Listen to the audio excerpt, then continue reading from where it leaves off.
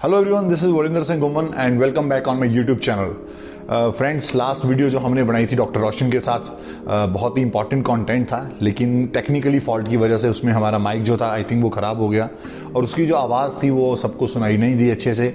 मुझे भी वो अच्छा नहीं लगा और आप सब ने बहुत सारे कमेंट्स किए सर कि बहुत ही इंपॉर्टेंट कंटेंट है, लेकिन हमें समझ में नहीं आ रहा पूरा। तो हम कोशिश करेंगे कि लीवर पे हम दोबारा एक ऐसी वीडियो बनाएं जो हमने उसमें कंटेंट पे बात की है वो दोबारा से उसको कवर करेंगे ताकि उसकी राइट इन्फॉर्मेशन जो आप तक है पहुंच सके। और फिर मैंने आप सबसे कमेंट करने के लिए कहा था और कहा था कि आप बताइए कि हमें किस बॉडी पार्ट पे जो है वीडियो बनानी चाहिए जिसके बारे में आप जानना चाहते हैं, उसको हम कैसे क्योर कर सकते हैं, अगर उसमें कोई प्रॉब्लम है तो हमें उसके सिम्टम्स क्या दिखाई देते हैं। तो सबसे ज़्यादा जो कमेंट्स थे वो थे किडनीज़ के ऊपर, क्योंकि किडनीज हमारा ऐसा पार्ट है जो सबसे ज़्यादा लोड लेती हैं। हम प्रोटीन इनटेक करते हैं, सप्लीमेंट्स लेते हैं या जो भी खाते हैं, जितना भी हम फ्लूइड इनटेक करते हैं, पानी पीते हैं, उनको जो बॉडी से आउटपुट की तरह निकालती है वो किडनी का काम होता है। तो इसके ऊपर अब बात करेंगे डॉक्टर साहब से कि डॉक्टर साहब हमें बताएंगे किडनी के काम क्या है हमारी बॉडी में, अगर किडनी में कोई दिक्कत आती है तो उसके सिम्टम्स क्या क्या हैं और नेचुरली हम उसको कैसे डिटॉक्स कर सकते हैं और कैसे क्योर कर सकते हैं। डॉक्टर साहब welcome back. Thank you sir, kidney हमारी बॉडी का इंपॉर्टेंट ऑर्गन, उस पर आज बात करेंगे। आप हमें और हमारे दर्शकों को कुछ बताइए कि हम इसको कैसे, पहले तो इसका काम क्या है। सबसे पहले तो मैं ये बताना चाहूँगा कि किडनी होता कहाँ है और किडनी है क्या।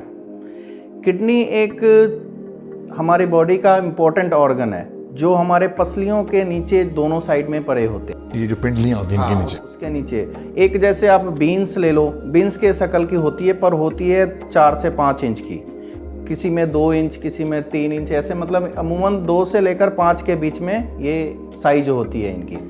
एक बड़ी मुट्ठी, जैसे आप मान लो कि कोई आदमी बड़ा मुट्ठी बांध करता है, उतनी बड़ी उसकी किडनी की साइज, जितना इंसान का साइज होता है उसके हाथ के हिसाब से उसकी किडनी होती है। यस। अच्छा, किडनी का जो है ना, ये सबसे पहले उसमें एक सेल होता है जिसको हम कहते हैं नेफ्रॉन। जैसे कि हर एक, जैसे हमारे दिमाग के सेल का अलग नाम है और लीवर के सेल का अलग नाम है, ऐसा ही एक इम्पोर्टेंट सेल है किडनी का, वो होता है नेफ्रॉन। वो अमूमन हर इंसान की किडनी में 1 मिलियन तक ये मतलब कि मिलती है ये नेफ्रॉन्स। किसी कारणवश अगर वो नेफ्रॉन्स की संख्या घटनी शुरू हो जाए तो किडनी में फॉल्ट आनी शुरू हो जाती है। अच्छा, किडनी का जो काम है वो जो वेस्ट को बाहर निकालना, तो मेन है कि हम कुछ चीज़ें तो बाहर को हमें निकालनी होती है और कुछ चीज़ों को दोबारा ऑब्जर्व करनी होती है। तो सबसे पहले हम बात करेंगे जो दोबारा ऑब्जर्व करने वाली चीज़ है, जो हमारी बॉडी की नीड है। जो किडनी जो फिल्ट्रेशन करती है, तो उसमें कुछ ऐसे इंपॉर्टेंट न्यूट्रिएंट्स जो भी जाते हैं जिनको वो रीफिल्टर करके दोबारा अपनी बॉडी में रिटर्न कर देती है। इसमें सबसे मेन होता है जो एसिड बेस हो गया, उसके बाद होगा इलेक्ट्रोलाइट्स। इलेक्ट्रोलाइट्स में क्या होता है कि जो इम्पोर्टेंट है सोडियम, पोटेशियम, कैल्शियम, इन चीज़ों की हमारी बॉडी में बहुत ज़्यादा ज़रूरत होती है। मांसपेशियों में हो गए, हार्ट्स में हो गए, इन सब इनकी जो कैल्शियम, जैसे बोन्स के लिए हो गए, अगर कैल्शियम ओवर रिलीज हो रहा है बाथरूम से और आपकी किडनी फिल्टर करके दोबारा वापस नहीं ब्लड में भेज रही है तो आप कैल्शियम डेफिशिएंसी हो जाएगी आपकी। और फर्दर इससे जो अगर कैल्शियम डेफिशिएंसी हो गई तो अमूमन ही है कि जो आप विटामिन डी की डेफिशिएंसी भी हो जाएगी, तो आपके बोन्स जो है ना ऑब्वियसली वीक होंगे, कमज़ोर हो जाएंगे।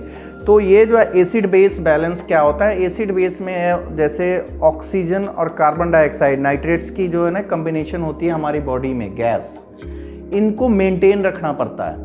अगर इनमें से कुछ भी, अगर कोई भी प्रॉब्लम, अगर कोई भी ऑक्सीजन लेवल कम हुआ या कार्बन डाइऑक्साइड लेवल बढ़ गया तो आपकी सांस की डिस्निया उसको कहते हैं मेडिकल लैंग्वेज में, सांस की प्रॉब्लम आनी शुरू हो जाती है और किडनी सही तरह से वर्क नहीं करता।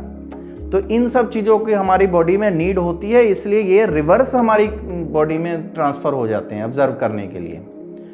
अब जो वेस्ट हैं, वेस्ट में क्या है कि यूरिया, आपने जानते हैं यूरिया, अमोनिया, जैसे अमोनिया हम सीधी शब्दों में ये कहते हैं, जैसे किसान भाइयों अपने खेतों में खाद डालते हैं, यूरिया जो डालते हैं, यूरिया डालती है, ये भी एक अमोनिया का पार्ट है। हमारी बॉडी भी प्रोड्यूस करती है अमोनिया। जब हम कुछ खाते हैं तो उससे जो ब्रेक डाउन होती है तो कुछ अच्छी चीज़ें हमारी बॉडी में रह जाती है, उसकी जो वेस्ट है, उसकी जो वेस्ट चीज़ें वो अमोनिया में आ जाती है। उसके कई डिफरेंट पार्ट्स हैं, जैसे कि क्रेटिनाइन, यूरिया, ये चीज़ें जो यूरिक एसिड, ये भी चीज़ें एक अमोनिया का ही पार्ट है। वैसे यूरिक एसिड तो प्रोटीन का पार्ट होता है, लेकिन अमोनिया में ही इसको डाला जाता है। तो इन सब चीज़ों को हमारी बॉडी वेस्ट समझ के इसको फिल्टर करती है, ये शरीर के लिए अच्छा है।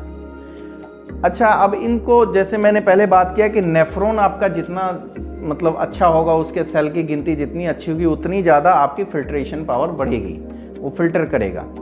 अच्छा, उसको देखने के लिए हमें क्या करना चाहिए? हमें ये होता है कि एक ग्लोमेरुलर फिल्ट्रेशन रेट होती है, GFR, यस, जो कि हमारी फिल्टर की रेट को देखती है। जो आप जो लिया आपने जो मतलब कंज्यूम किया, उसकी फिल्टर सही कर पा रही है कि नहीं कर पा रही है। अगर उसकी फिल्ट्रेशन में कमी है, इट्स मीन टू से कि आपके नेफ्रॉन्स कहीं ना कहीं इंजर्ड हुए हैं या उसमें कोई कमी आ गई।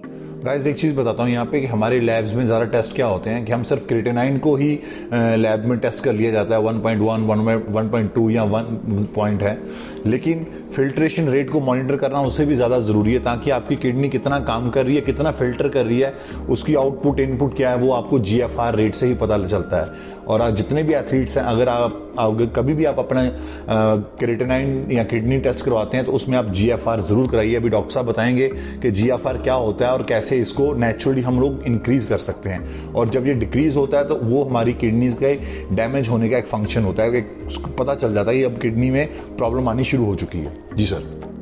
GFR जो है ना, जैसे कि हम अमूमन लैब में टेस्ट करवाते हैं, RFT का टेस्ट करवा लेते हैं, उसमें कहते हैं हमारी क्रिएटिनाइन लेवल हमारा चेक कर दो कितना है। अब आदमी का अगर मान लीजिए क्रिएटिनाइन लेवल 1.0, 0.8 है या 0.9 ऐसे रह रहा है, तो इसका मतलब ये नहीं है कि वो उसकी किडनी बहुत परफेक्ट है।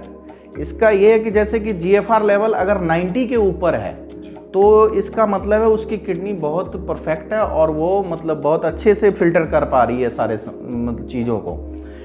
अब जब उससे डिक्रीज होनी शुरू होती है, तो जैसे 90 से 85, 86 से 80 ऐसे जब 1 by 1 डिक्रीज होनी शुरू होती है, एकदम से क्रिएटिनाइन फ्लक्चुएट नहीं करता है। जैसे आपकी डिक्रीज हो रही है, आपको पता नहीं चल रहा है, 1 पॉइंट 2 पॉइंट करके कम हो रही है, आप क्रिएटिनाइन हर मंथ आप जा करके लैब में चेक कराते हो, आपकी क्रिएटिनाइन लेवल 1.0, 0.9 चल रही है, आप कहते हो कि नहीं मेरा तो किडनी परफेक्ट है, बट उधर जो GFR का रेट है वो घटना शुरू हो जाता है एकदम से। जब वो मतलब एक लेवल होती है, जैसे 50-60 के ऊपर जा करके जब घट जाता है, 50-60 रह जाता है, तो एकदम से क्रिएटिनाइन लेवल फ्लक्चुएट करती है। वो फ्लक्चुएट क्या करती है, 1.0, पिछले महीने 1.0 था, इस बार आ गया 1.5, 1.6। फिर वो वरी करते हैं कि ये कैसे हो गया, सडन फेलियर इसको बोलते हैं, ये कैसे हो गया। तो मतलब इसके लिए क्या होता है कि हमें पहले GFR रेट को मॉनिटर करना पड़ता है। क्रिएटिनाइन लेवल तब कम होता है जब उसके GFR की बहुत कंसंट्रेशन लो हो जाती है। जब 1, 2 पॉइंट, 3 पॉइंट, 4 पॉइंट अगर डिक्रीज हो तो क्रिएटिनाइन लेवल पे फ़र्क नहीं पड़ता है, लेकिन आपकी बॉडी की फिल्ट्रेशन पावर कम होनी शुरू हो जाती है। इसके लिए क्या होता है कि हम क्या करते हैं, हम सिर्फ खाने पे जोर देते हैं। जो भी खाया, जो भी मतलब कि आप ले रहे हो, इनटेक कर रहे हो, फूड ले रहे हो, ड्रिंक कर रहे हो, जो उसकी खाने की क्वांटिटी देखते हैं, हमने कितना खा रहे हैं, कितना खा रहे हैं बॉडी खा रहे हो, आप निकल रहा है, आपको कोई मॉनिटर, आप प्रोटीन ले रहे हो या कोई भी डाइट ले रहे हो, एथलीट हो, आप ले रहे हो, मॉनिटर नहीं कर रहे हो कि आप निकाल कितनी रहे हो, आउटपुट कितनी है। तो इसके लिए हम सिंपल वेज है कि जैसे कि आप महीने का कोई भी एक दिन 24 घंटा ले लीजिए जी, आप टाइम मॉनिटर कर लीजिए कि आज जैसे आप सुबह 8 बजे आपने 8 बजे से शुरू हो जाइए, जैसे आप नॉर्मल इनटेक करते हैं। ऐसे नहीं कि जिस दिन आप 24 घंटे चूज कर लिया तो उस दिन आपने ज़्यादा इनटेक करना है।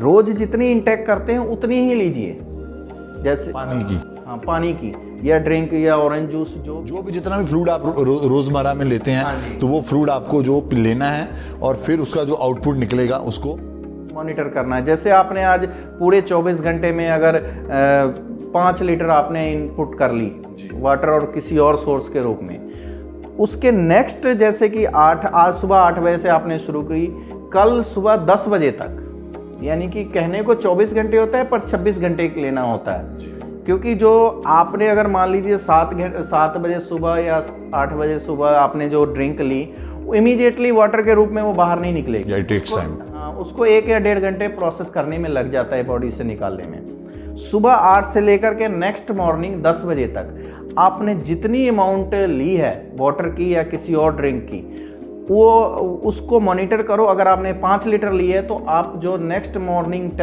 10 बजे तक आप ये देखो कितना आपका निकला है। उसको एक जैसे 5 लीटर की कैनी या 6 लीटर की कैनी आप रख लो, उसमें मॉनिटर करो कि अगर आपने 5 लीटर लिया तो आपका बाथरूम जो वॉशरूम कितना आया।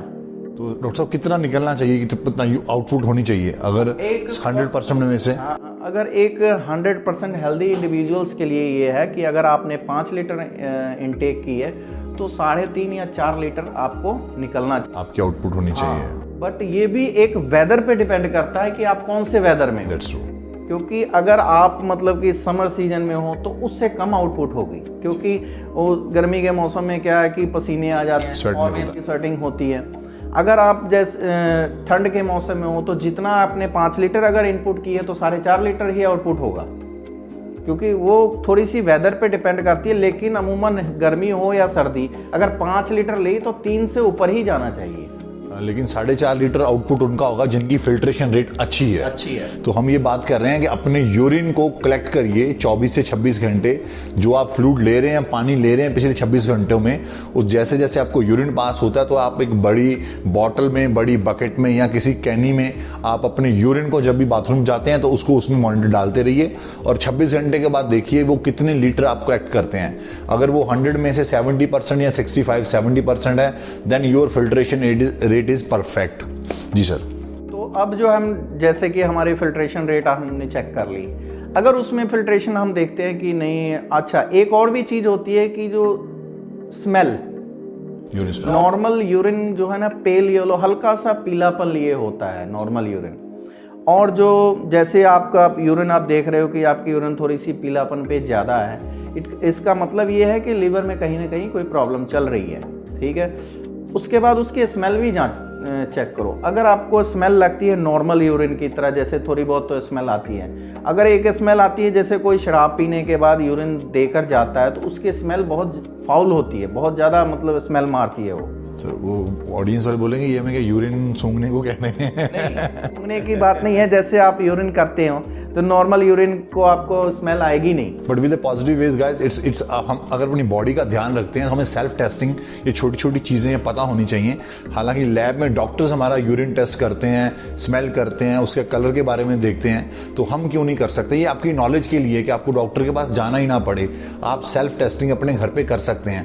और अगर ये छोटे छोटे सिम्टम्स आपको चेंजेस दिखते हैं then you go to doctor, तब आपको पता चल जाए कि आपकी बॉडी में कुछ गड़बड़ है। और जब हम यूरिन हमने कलेक्ट कर लिया, ठीक है, उसको अब 24 घंटे 26 घंटे के लिए हमने कलेक्ट कर लिया, अगले 2 घंटे तक उसको मत हिलाइए, उसी जगह छोड़ दीजिए।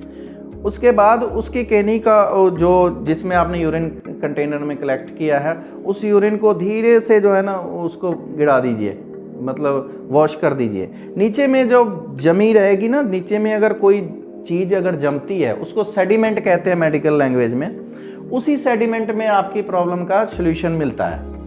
अगर वो सेडिमेंट बहुत मिन्यूट अमाउंट में है, जो आपको नेकेड आई मतलब नंगी आंखों से नहीं नज़र आ रही है, या आ भी रही तो बहुत थोड़ी सी आ रही है, इसका मतलब आप हेल्दी हो। ये फिल्ट्रेशन का मतलब ये नहीं कि सिर्फ किडनी के लिए ही देखें। अगर उसमें कुछ बैक्टीरिया तो 26 घंटे में वैसे भी उसमें मतलब कि ग्रोथ कर जाएगी, लेकिन फिर भी सेडिमेंट एक होता है जैसे कि जिसमें कई तरह के क्रिस्टल आ जाते हैं। एक परत बन जाएगी नीचे, हाँ। वो जो परत बनेगी उसको अगर देखते हैं वो जितनी थिन है, अगर आपको नहीं दिखती है तो इट मीन्स कि वो अच्छा साइन है। हाँ। और जितनी थिक अगर उस पर नज़र आए तो इसका मतलब क्या है कि उसमें कोई ना कोई प्रॉब्लम मतलब कि जन्म ले रही है। इसमें कई तरह के क्या होते हैं कि कईयों की किडनीज ऐसे होती हैं कि जो सब कुछ तो फिल्टर करके वापस रीअब्जर्व कर लेती है, लेकिन जहाँ तक क्रिस्टल्स की बात होती है वो अच्छी तरह से फिल्टर नहीं होता है। क्रिस्टल में आ जाती है कैल्शियम ऑक्सलेट जो है ना, नॉर्मली क्रिस्टल्स जो निकलते रहते हैं, तो वो जो है कैल्शियम की काफ़ी बड़ी मोटी लेयर बन जाती है। अगर किसी को अगर कैल्शियम की अब्जॉर्प्शन की प्रॉब्लम हो, तो कैल्शियम की अब्जॉर्प्शन की प्रॉब्लम उसमें होती है जिसमें विटामिन डी की डेफिशिएंसी होती है। तो विटामिन डी का जो है प्रिकर्सर है वो किडनी है। अगर आप जब सूरज की रोशनी लेते हो, जो विटामिन डी का मेन सोर्स है, उसमें क्या होता है कि जो किडनी को चलाने के लिए विटामिन डी की बहुत ज़्यादा मतलब ज़रूरत होती है। खुद प्रोड्यूस भी करता है, खुद उसको चलाने के लिए उसको चाहिए भी। तो जब आपकी कैल्शियम नॉर्मल अमाउंट से ज़्यादा निकलनी शुरू हो जाती है तो विटामिन डी ऑलवेज एक दूसरे का समझ लीजिए पूरक है। अगर विटामिन डी डेफिशिएंसी है तो कैल्शियम भी मतलब कि डेफिशिएंसी होगी। पर किसी किसी मामले में ऐसा होता है कि कैल्शियम लेवल हाई होता है और विटामिन डी लेवल लो होता है। यहीं पर इस अब्जॉर्प्शन की प्रॉब्लम होती है जो किडनी की सबसे बड़ी मेन निशानी होती है। आपकी कैल्शियम लेवल, आप खा रहे हो, कैल्शियम ले रहे हो, कैल्शियम आपकी बढ़ी हुई है और विटामिन डी लो है। आजकल जो है क्या होता है कि जैसे कि जिनको अगर मान लो मेडिकल की अगर किसी ने अगर गलत भ्रांति पाई हुई है, कहते कैल्शियम तुम्हारा लो है तो विटामिन डी भी लो होगा, या कैल्शियम तुम्हारा हाई है तो विटामिन डी भी हाई होगा। लेकिन ये एक दूसरे के साथ कोई लिंक नहीं करता। अगर कैल्शियम आपका बढ़ा हुआ उससे विटामिन डी का कोई लेना देना नहीं है। सो गाइस, D3 इज बहुत ही इंपॉर्टेंट एक पार्ट है हमारी बॉडी का, बहुत ही इंपॉर्टेंट मिनरल है। हेयर फॉल, हेयर्स के लिए भी एक काम करता है। हमारा ये जो मूड होता है ना, मूड स्विंग्स होते हैं, डिप्रेशन, अगर हमारी बॉडी में D3 की कमी हो गई है तो हम डिप्रेशन में चले जाएंगे। हमारे मूड जो है, खुशी हमें महसूस नहीं होगी, खुशी होते हुए भी हम सैड रहेंगे, उदास रहेंगे। सो ये चीज़ें जो हैं इतनी इंपॉर्टेंट हैं हमारी बॉडी में। हम बाकी बड़ी बड़ी चीज़ों पे बात करते हैं, ये वे प्रोटीन, ग्लूटामाइन, ये वो, उस पर भी बात करेंगे। लेकिन ये जो इंपॉर्टेंट मिनरल्स हैं जो हमारी बॉडी को चलाते हैं, ये बहुत ही इंपॉर्टेंट है और उनका एक बैलेंस में रहना इज मोर इंपॉर्टेंट। अगर ये प्रॉपर बॉडी में बैलेंस में है तो हमारी बॉडी बैलेंस में है। अच्छा डॉक्टर साहब, एक चीज़ बताइए मुझे, अगर हमारा GFR लेवल सपोज कम हो रहा है, विद द एज भी थोड़ा थोड़ा सबका लो होता है, दैट इज वो एक नेचुरल फैक्टर है। लेकिन अगर हमें अपने GFR को बढ़ाना है तो इसमें अपने घर पे कोई होम रेमेडीज बताइए कि हम अपना GFR कैसे बढ़ा सकते हैं। देखिए, GFR को बढ़ाने के लिए सबसे पहले तो ये होता है कि जो आप वाटरी सब्सटेंस ज़्यादा लें, जिसमें पानी की मात्रा ज़्यादा हो और सॉलिड कम हो। इसमें क्या होता है कि अगर हम नेचुरली हम देखें तो व्हीट ग्रास जो है वो बहुत अच्छा है इसके लिए। इसमें क्या है कि जो इससे जो है आपकी जो मतलब कि GFR की कंसंट्रेशन बढ़ जाएगी, GFR रेट बढ़ जाएगा। दूसरा है कॉलीफ्लावर, बंद गोभी को अगर उबाल के अगर आप उसकी जूस पीते हैं तो उससे भी आपका GFR लेवल इंक्रीज होगा। ये 2-3 चीज़ें हैं। ये एक्चुअली मैं बता दूं, मैं अपने घर पे करता हूं। डॉक्टर साहब ने मुझे बताया था, उसके बहुत ही बेहतरीन रिजल्ट मिले थे कि जो कैबेज होती है उसको बॉईल करके उसका आप जूस निकालो, थोड़ा उसमें पानी ऐड करिए और थोड़ा उसमें बेल पेपर, जो लाल शिमला मिर्च होती है, उसमें भी ऐसे कंटेंट होते हैं कि जो हमारे फिल्ट्रेशन रेट को बढ़ा देते हैं। तो हफ्ते में 3 दिन या 4 दिन या अल्टरनेट डेज पे एक 150 ml 200 ml का वो जो जूस है वो आप लीजिए, तो उससे आपका जो GFR लेवल है वो नेचुरली जो बढ़ेगा, आपका फिल्ट्रेशन रेट जो है वो इंक्रीज होगा और आपकी जो किडनीज हैं वो सेफ रहेंगी। डॉक्टर साहब, अगर फिर भी कोई प्रॉब्लम होती है हमारी किडनी में इन सब चीज़ों के बाद, तो डेफिनेटली हमें डॉक्टर के पास ही जाना पड़ेगा, वो ही मॉनिटर कर सकते हैं। फिर वो जो है ना, जब अगर ये तो फर्स्ट ग्रेड तो नहीं कह सकते, क्योंकि first grade of renal disease उसको कहते हैं जब मेडिसिन शुरू हो जाती है। एक बात हमेशा याद रखिएगा कि किडनी की जो ग्रेड डिजीजेज होते हैं, ग्रेड 1, ग्रेड 2, ग्रेड 3, ये फर्स्ट ग्रेड तक तो रिवर्सिबल है। फर्स्ट ग्रेड के बाद ये इरिवर्सिबल हो जाता है। इरिवर्सिबल का मतलब है कि आपको मेडिसिन या आप होम रेमेडीज से उस लेवल को, क्रेटिनाइन को या GFR लेवल को आप वहाँ तक रख सकते हैं, मेंटेन कर सकते हैं, लेकिन उसको पूरा 100% रिवर्स नहीं कर सकते, आप ठीक नहीं कर सकते। ये इसलिए होता है कि किडनी के जो सेल नेफ्रॉन्स जो हैं, जब एक बार डेड हो जाए तो वो फिर दोबारा से उसकी जगह नहीं लेते, वो दोबारा से नहीं बनते। तो इसके वजह से ये मतलब कि जिस पार्ट का आपको खराबी हो गई वो वहीं पे रहेगा, लेकिन उससे आगे ना जाए इसके लिए ये होम रेमेडीज, कुछ मेडिसिन होती हैं जो डॉक्टर्स प्रिस्क्राइब करते हैं, वो मतलब ज़रूरी होती है। इसके साथ साथ स्ट्रेस लेवल, किडनी में एक सबसे बड़ी प्रॉब्लम क्या होती है कि स्ट्रेस लेवल, हम अनयूजुअल स्ट्रेस लेते हैं। कईयों का ये होता है ना कि सब कुछ होते हुए भी ये कहते हैं कि उनके दिल में यही होता है कि मेरे पास कोई टेंशन क्यों नहीं है, ये भी एक टेंशन है। दूसरी बात क्या है कि एथलीट के मामले में मैं सबसे एक महत्वपूर्ण बात कहना चाहूँगा कि आप दूसरे की तरफ मत देखिए, आपकी बॉडी क्या अलाउड करती है। आप जैसे कि कहते हैं कि ये बाइसेप्स की या ट्राई, जो भी आपके एथलीट्स में जैसे हैं बाइसेप्स, चेस्ट जो इनकी इतनी बढ़ी हुई है, क्या पता उन्होंने आपसे ज़्यादा मेहनत की है, उसके पीछे उन्होंने पता नहीं कितनी मेहनत, कई तरीक़ों का सप्लीमेंट्स या कई चीज़ों के साथ डॉक्टर से कंसल्ट करके बॉडी बनाई हुई है, और उसके साथ साथ उन्होंने अपनी बॉडी को मॉनिटर किया हुआ है। हम क्या कहते, आजकल के जनरेशन क्या करते हैं, हम सिर्फ मसल बनाने पे जोर देते हैं कि हमारा मसल बड़ा हो जाए, हमारे चेस्ट बड़े हो जाए, हमारे बाइसेप्स बड़े हो जाए। हम उसको मेंटेन, आप एक्सटर्नल बॉडी तो बना लोगे, इंटरनल बॉडी कैसे बनाओगे? इंटरनल बॉडी में सबसे बड़ा फैक्ट ये होता है कि बिना प्रिस्क्रिप्शन के, बिना किसी के अपने कोच से, बिना सलाह के, बिना डॉक्टर्स, कोच भी नहीं कह सकते, बिना डॉक्टर्स के सलाह के कोई भी स्टीरॉयड या कोई भी हार्मोन्स ना लें। ये मतलब यही एक मेन कारण होता है कि हम जैसे हार्मोन्स अनयूजुअल लेना शुरू करते हैं, उसके बाद वो एकदम से प्रेशर डालता है किडनी पे, वो किडनी आपका फिल्टर नहीं कर पा रहा है, आप दूसरे को देख करके उनकी इतनी बन गई, उतनी बन गई, तो हम भी ऐसा बना लेते हैं। ये मतलब एक कॉमन थिंग है आजकल के जनरेशन में। दोस्तों, कंपटीशन का ज़माना बहुत है, लेकिन अपनी बॉडी को पढ़िए, अपनी बॉडी को स्टडी करिए, और ये नहीं अगर दूसरे का मुंह लाल है तो मुझे थप्पड़ मार मार के लाल करना है। जैसे डॉक्टर साहब ने कहा है, हर एक इंसान की अपनी अपनी जर्नी होती है। कोई 15 साल से ट्रेनिंग कर रहा है, कोई 20 साल से ट्रेनिंग कर रहा है, और आप 2 महीने में, 3 महीने में, 4 महीने में वो लेवल अचीव नहीं कर सकते हैं। तो ये जो हम आज बात कर रहे हैं, this is about our internal health, internal organs. हम बाहर से हेल्दी तभी रह सकते हैं, तभी दिख सकते हैं अगर हमारे इंटरनल ऑर्गन्स जो हैं वो स्ट्रांग हैं, और इस तरीके से हम अपने ऑर्गन्स को स्ट्रांग रख सकते हैं। और मेरी कोशिश यही है कि आप तक इन्फॉर्मेटिव जो वीडियोस हैं हम वो लेके आएँ, ताकि आप घर पे रह के अपनी बॉडी को खुद मॉनिटर करिए, डॉक्टर के पास जाने की ज़रूरत ही ना पड़े, और अगर ज़रूरत पड़ती है तो वहाँ पे हमारी जो बॉडी है वहाँ से इजीली रिवर्स हो जाए, हमें ज़्यादा मेडिसिन पे ना जाना पड़े। So this is the important topic guys जो आज हमने कवर किया है। अपने नेक्स्ट वीडियो में आप मुझे बताइएगा कमेंट करके कि हम कौन सा टॉपिक आपके साथ शेयर करें, कौन सी वीडियो आपके लिए लेके आएँ। तो बाकी वीडियोस भी आपके साथ साथ हम शेयर करते रहेंगे। हर फ्राइडे को हमारा वीडियो आता है, और डॉक्टर रोशन जो हैं इनके साथ आप, इनका नंबर हम नीचे वीडियो में दे देंगे। अगर कोई कंसल्ट करना चाहता है, किसी को किसी तरह की दिक्कत है, लीवर से रिलेटेड, किडनी से रिलेटेड, या कोई भी इनके साथ कंसल्टेशन करना चाहता है, तो प्लीज़ इन्हें कॉल करिए, इनसे कंसल्टेशन आप ले सकते हैं। And thank you very much for watching my YouTube channel. Thank you very much.